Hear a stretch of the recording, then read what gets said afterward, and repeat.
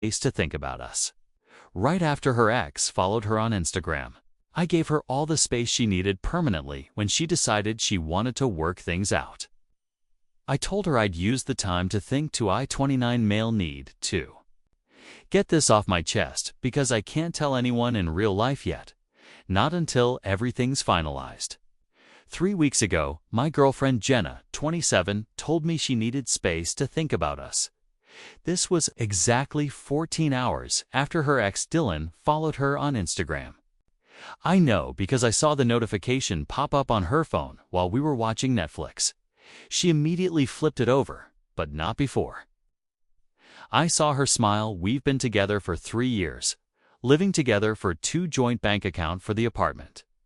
Expenses her name on my car insurance because hers was too expensive, couple stuff. The conversation went like this: I just feel like we're in different places right now, she said, not making eye contact. Different places, we literally live in the same apartment, you know what I mean? I need to figure out what I want. And Dylan following he's stuffed up has nothing to do with this sudden self-discovery. She actually had the audacity to look offended.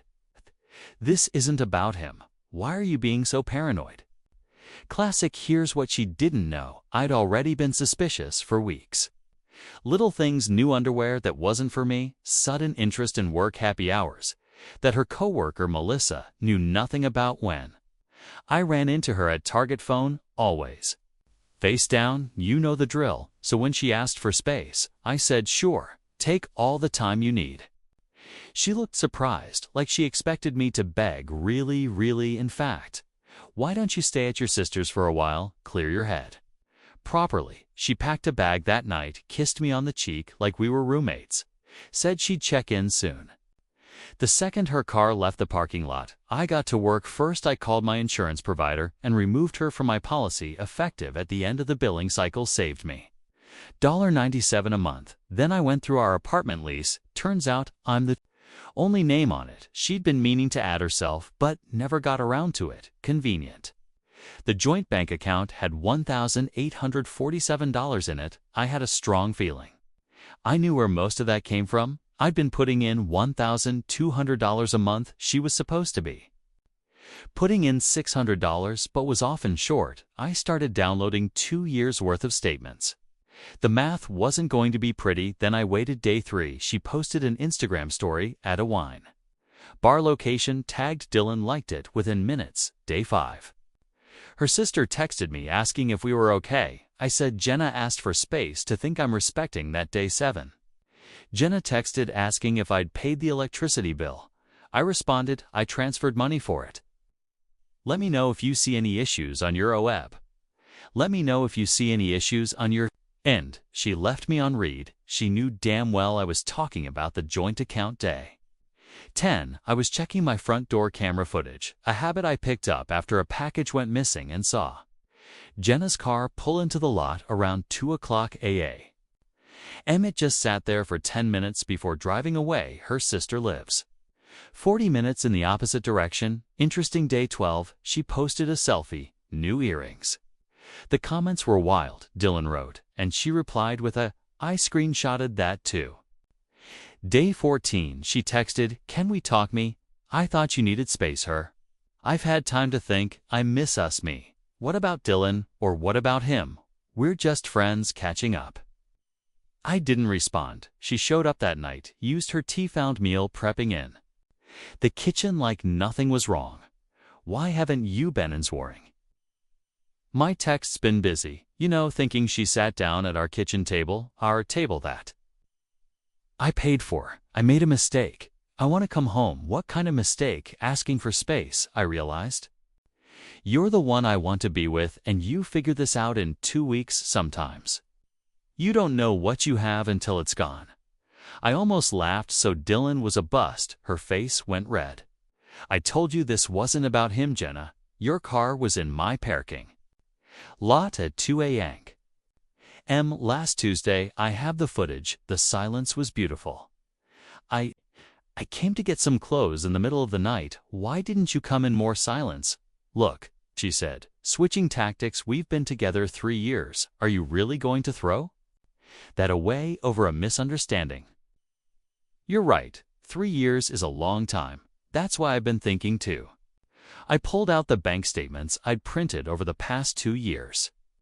You've deposited a total of $9,600 into our joint account. I've put in over $28,000. And that doesn't count the car insurance, groceries, or the streaming services all tied to my personal credit card. You make more than me, I do, and I never had a problem with that. I did have a problem with being taken for a ride, and it looks like I still am. I slid a piece of paper across the table. This is a formal 30-day notice to vacate. Her jaw dropped. You can't kick me out, I livy her. You stay here, but you're not on the lease legally. You're a month-to-month tenant. And this is your notice. I'll fight this with what money. The joint account is nearly empty after bills, and I know. What's in your personal account? Yeah, I done my homework. She started crying the tears that used to work on me. I made one mistake. I was confused. Dylan means nothing then. Who are you calling right now? She froze, phone in hand. She thought I couldn't see the screen. I need a ride. Your car is parked right next to mine. Try again. She grabbed her purse and stormed toward the door, stopped, turned back. You're going to regret this. You'll never find someone who loves you like I do. I hope not, she slammed the door so hard the frame shook. 5 minutes later, Dylan's white Honda Civic peeled out of the parking lot like it was in Fast and Furious. That was 5 days ago. Today, I got a text from an unknown number. It was Jenna's mom, Linda. We'd always gotten along great. The text said, I heard what happened. Jenna told me her side. I'm just going to say I'm very disappointed in her. You deserve better. Plot twist: Dylan has a girlfriend. Her name is Ashley. She DM'd me yesterday asking if Jenna and I had really been broken up for months. Like, Dylan claimed I sent her screenshots. She sent me one back. It was Dylan's Instagram story from 20 minutes ago. Some people can't handle the truth. Single life. It is update. One thing's got complicated. It's been a week since I posted this. I thought she'd just leave. I was wrong, remember? The 30-day notice, well, she hired a lawyer, or rather her dad hired one, some guy named Keith who specializes in tenant rights. Keith sent me a very official letter explaining that Jenna had established residency, and my notice was improper, that she had rights to the shared assets and I couldn't just kick her out, that she was entitled to compensation. Fine. I hired my own lawyer, cost me $500 for the consultation, but worth every penny. My lawyer, a nonsense woman named Carol, told me Keith was right about the residency and eviction could get messy and take months, but she said they don't want to go to court any more than you do. He's fishing, let's negotiate. Carol's response to Keith was a masterpiece. It acknowledged Jenna's residency but attached a spreadsheet documenting the financial disparity in our contributions. It also included a sworn affidavit from me, stating that she had effectively moved in with a third party, taking her essentials with her, and had not stayed at the apartment for 17 consecutive nights. Suddenly, Keith's tone changed. Now they wanted to mediate. The mediation was yesterday, via Zoom. Jenna was at her parents' house and a dress I bought her for our anniversary, full makeup. She kept trying to look sad for the camera. Her dad, Frank, was there too. He looked like he'd rather be anywhere else. Keith started. My client is willing to vacate the premises in 30 days provided Mr. Me is willing to compensate her for her non-monetary contributions and her share of the joint assets. Carol barely smiled. Your client contributed less than 25% of the funds to the joint account from which all joint assets were purchased. We have documentation as for non-monetary contributions. My client was the one who decorated the apartment and handles the majority of the cooking and cleaning. We have photos. I had sent her everything. Frank shifted uncomfortably on camera. Then Jenna played her card. I want my grandmother's ring back. Context: her grandmother had left her a vintage engagement ring. Jenna had given it to me to keep safe because she kept losing jewelry. It was in my safe, of course. I said immediately, it's her property. She can have it when she retrieves the rest of her belongings. Keith looked disappointed, like they'd expected. A fight after some back and forth, we landed on a number. She would vacate on the original date, and in return, I would wire her $500 from the joint account as a final settlement. It was more than her share, but it was cheaper than a court battle. After the call, Frank called me privately. "I'm sorry about this," he said quietly. I told her to just move on, but he shrugged. "You know, Jenna." "Yeah, I do." "Now, for what it's worth, Linda and I think you're doing the right thing." She admitted she'd been staying with Dylan when she told us you kicked her out. We're not stupid. Meanwhile, the Dylan-Ashley situation simmered. Ashley didn't go public, but she did send the screenshots to a few of their mutual friends.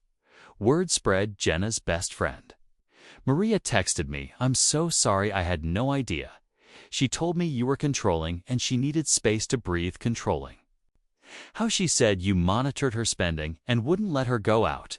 You sent Maria a single screenshot of a bank statement showing I'd transferred Jenna money 3 times in 1 month, with notes like "for girls' night and shopping fun." Maria sent back, "I feel like an idiot. Last night Jenna tried a Hail Mary, showed up at 11 p.m.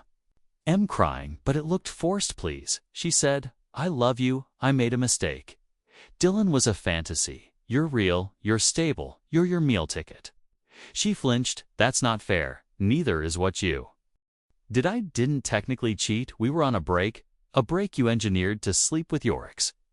"It wasn't like that." "What was it like then?" She couldn't answer because we both knew exactly what it was like. "You have 8 days left." I said the agreement is signed. Start packing." She looked at me, and for a second her mask slipped. I saw calculation in her eyes. She was weighing her options, realizing this one was closed for good. Update to the final chapter. Today was move-out day. I took the day off work. My buddy Jake and my brother Tom were there. As witnesses, Jenna showed up at 9 o'clock a.m. with a U-Haul, and Dylan tried to puff out his chest. Jake, who's 6'4" and does MMA, just nodded at him. The tension deflated like a punctured balloon. Jenna had a list. "I need my grandmother's ring, my clothes, the kitchen stuff." "Which kitchen stuff?" "The air fryer, the Instant Pot. I have the receipts for those. I bought them before we met, but you can take the blender you bought." That she tried to argue for the coffee maker, the TV, even the damn succulents I'd been growing. Each time I just said that one's mine. Frank showed up halfway through. Jenna had called him crying. He took one look at the situation, at the small pile of her actual belongings versus the entire apartment, and sighed. "Jenna, just take your things and go. He's being unreasonable." Frank looked at me, at Dylan sulking by the door. "Is he, though?" The mask slipped again. "Whose side are you on?" "The truth's," Frank said quietly. She loaded her clothes, her photos, her bathroom stuff. 2 years of a life fit into 7 boxes and 3 suitcases.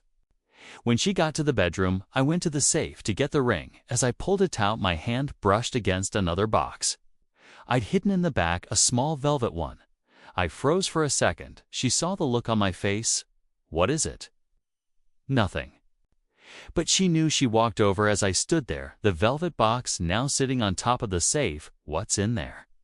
she whispered. I didn't answer. I just opened it. It was an engagement ring, simple, classic, what she'd always said. She wanted. Her face went white, the color drained from it. "You were going to?" "Yeah, before you decided Dylan's attention was worth more than our future." She started crying, real tears this time, sobs that shook her body.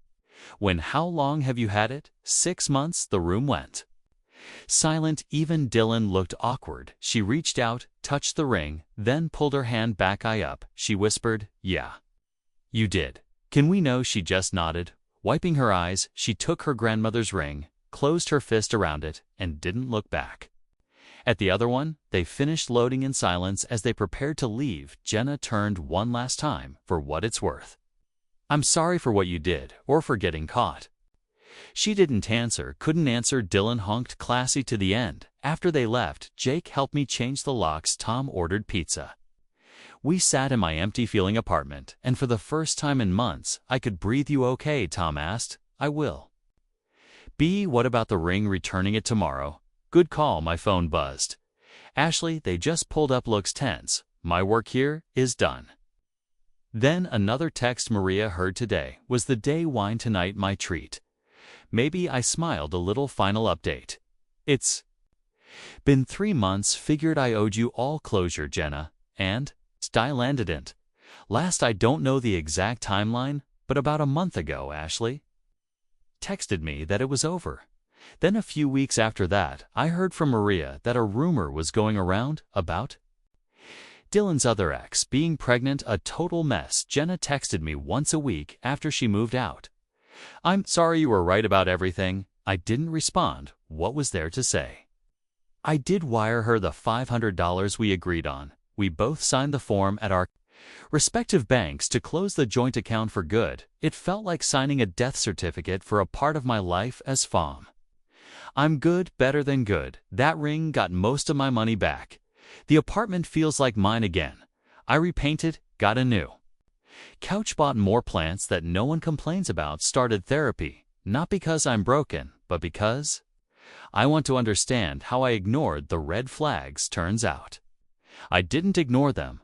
I just painted them green because I wanted to believe in the person I loved won't make that mistake again, Maria, and I went for that wine and coffee and lunch. We're taking it slow. She knows what I went through, but she's different. Grounded dues.